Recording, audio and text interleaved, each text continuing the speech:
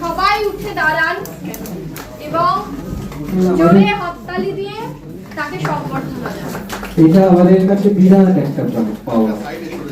আমার মিডিয়া বন্ধুরা প্লিজ একটু সাইডে সাইডে সরে যাও, কারণ দর্শকরা কেউ দেখতে পাচ্ছেন না। ভাবছি একটু একটু করে আমাদের পরিবারকে সুন্দর করে বড় করে এগিয়ে নিয়ে যাবো, সেই লক্ষ্যে একটু একটু করে নিচ্ছি। আমি সিরিয়াল করবো না, অন্য ফিল্ম করছি।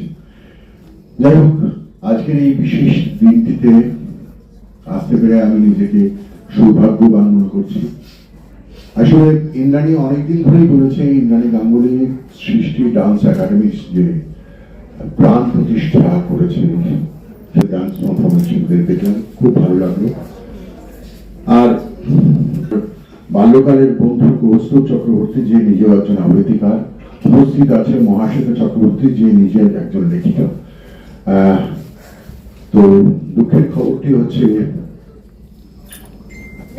বিগত 21শে মার্চ শ্রী সৌমিত্র চট্টোপাধ্যায়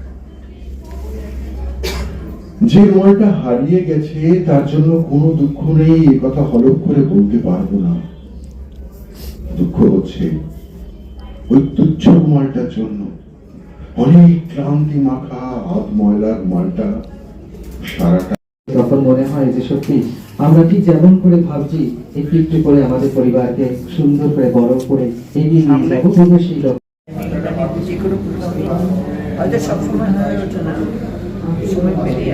আর ইন্দ্রাণী গাঙ্গুলির উদ্যোগকে কি বলবেন?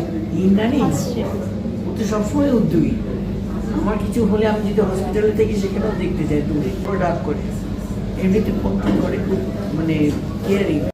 বড়দের আমার প্রণাম, ছোটদের আমার অনেক অনেক শুভেচ্ছা আর ভালোবাসা জানাচ্ছি। বিগত 38 বছর ধরে আমি heritage weave and heritage craft নিয়ে কাজ করছি। ফ্যাশন ডিজাইনিং বা ফ্যাশন কিউরেশন সেটা নিয়ে কাজ করতে করতে আমার একসময় মনে হলো যে কলকাতা আমাকে এত কিছু দিয়েছে, তার জন্য কলকাতাকে আমার বোধ হয় কিছু আলাদা করে ফেরত দেওয়া আছে। সেই ভাবনা চিন্তা থেকে শুরু হলো কলকাতা নামার পথযাত্রা।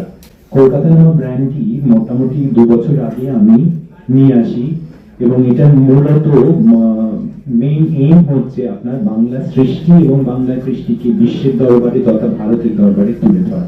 যেমন ধরুন আমাদের ঐতিহ্যময় নকশিকাঁথা, বাটিক অথবা আমাদের যে হাতের কাজ করা সমস্ত বাংলার যেগুলো স্পেশালিটি